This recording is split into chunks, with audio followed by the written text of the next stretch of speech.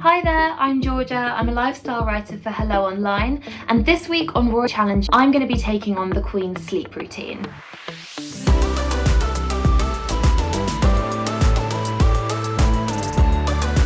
Her Majesty reportedly sleeps for about 8.5 hours every evening, clocking in at about 11 p.m. and waking up at 7:30.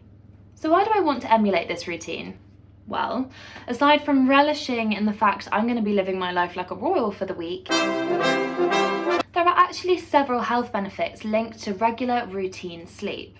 Despite being 95 years of age and having 4 children, the Queen still seems to radiate energy, and I want to try it. I spoke to Rosie Stockley, founder of Mama Well and Women's Health Expert, to chime in on the benefits of getting 8.5 hours sleep. So sleep is so important for physical rest and mental rest. I mean, obviously it's not possible for every adult to get in 8.5 hours sleep, particularly if they're a mum or they've got a lot going on. I mean, how important do you think it is to prioritise getting a good amount of sleep? I think it is really important to prioritise this, and we have a lot of push and pull with so many things in our lives. Like, our days are so busy. Queen with her bedtime and rising time, it seems she has a really good routine of time. So I think that's really important to tell your body, now it's time for rest at sort of roughly the same time each night. So even if you know you can't get your 8.5 hours, you know, every night you go to bed by 11 and you're going to rise at a certain time, having that routine, I think, can really help the body. We know that the Queen likes to read before bedtime. I'm sure she's certainly not scrolling on social media or watching Netflix. How would you recommend kind of improving that sleep quality, and especially if you are a parent, because we know that the Queen's got 4 children herself, but how would you sort of prioritize making that wind down time count if you are a parent? I think it's really important, and I think there's a constant push and pull of a parent as you've had your busy day with your children, and then you have a busy period from sort of like 5 to 7 getting them bathed and bed, and then it's that pull of like, I want that time for myself to do all this stuff for me in the evening, or let's catch up on sleep. So it's finding the balance, but I think if you can incorporate your wind down routine into that, it can be really nice. You know, we are all a bit addicted to our screens, so if you can try and turn off your TV and your phone too. But we know that the Queen does take a daily walk, so I wonder, do you know, does exercise kind of benefit sleep quality? I mean, to me, exercise benefits everything, mental and physical health. Just have a look in the evening, like alcohol consumption and caffeine and other stimulants like sugar, you know, everything in moderation. And, you know, it's finding that balance with those, and, you know, drink lots of water. Water is so helpful. So if you are going to be having some glasses of wine, that's fine, but have lots of water too to balance. So it's 11:15, I'm just about to wind down to sleep, and I've got my alarm set for 7:30 tomorrow. It'd be interesting to see if my body will actually allow me to sleep until 7:30.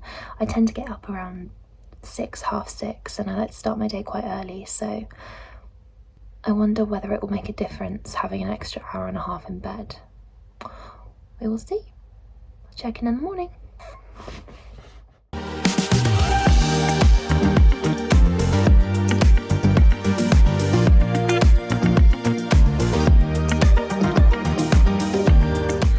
So that is day 2 of the Queen's sleep routine complete. I actually felt really overtired today despite getting 8.5 hours sleep last night. I don't know why, because that's more sleep I've got in a night in a very long time, but I felt quite sluggish, difficult to start the morning, maybe just because it was outside of my normal routine, but I'm interested to see if I'm full of energy tomorrow, so we'll have to see.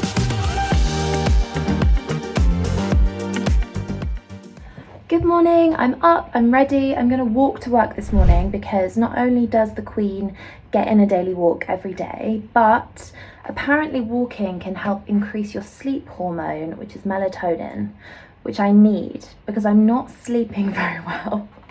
Last night, I just couldn't wind down. I don't know if it's because I know that I need to do this sleep challenge and I need to sleep for longer, but I just felt like I kept waking up in the night. And again, my body clock was ready to wake me up at about 6 or half 6, and I kind of rolled over and checked the time and thought, okay, you know, try and sleep for a bit longer, but I think my body's just used to getting 6 to 7 hours, so we'll have to see if I slip into that and can sleep for a longer time.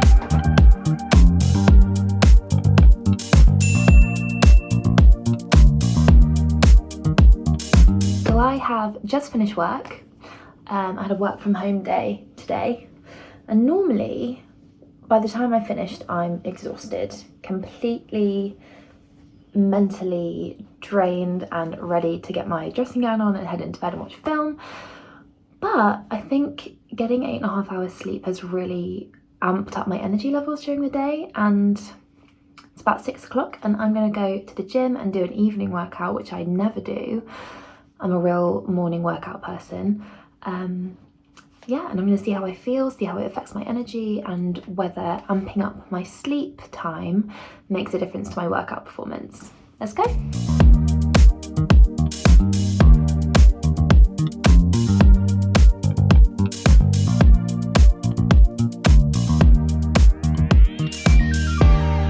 Good morning. I'm on day 5 of sleeping like the Queen, and honestly, last night was the first night where I felt like I slept fully for the whole 8.5 hours.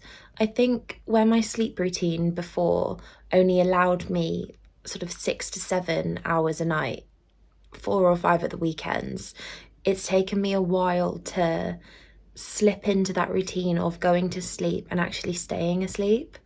I found like I've been waking up in the night, or my body clock kind of naturally wakes me up about 6, and I'm been really having to force myself to stay in bed and keep my eyes shut until 6:30. So I'll be interesting to see how today goes after having so much sleep. I'm feeling pretty refreshed this morning. Yeah, we'll see how it goes.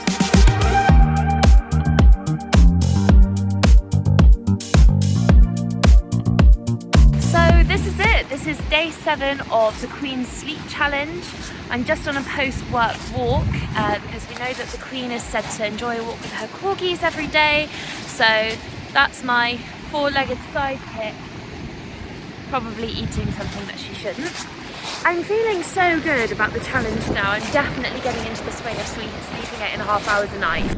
So I think there's a lot to say in favour of getting good quality routine sleep. The benefits I noticed in the day were crazy. I was always starting to feel hungry at the right kind of times, and I definitely felt fuller and more satisfied after my meals. I found that when I was exercising and I was in the gym, I had so much more power and energy to put behind my movements. I also felt that my concentration had changed so much. I had far more clarity. I would give the Queen's sleep routine a 5 out of 10. I'm not gonna lie, wasn't the hardest thing in the world allowing myself to have a lie-in every day. But it was actually a lot harder than I anticipated to not only make sure that I was in bed at a reasonable time every evening, but staying asleep for 8.5 hours as a busy, socialising, overthinking adult was a lot harder than I anticipated. Thank you so much for watching. If you like this video, don't forget to like and subscribe down below.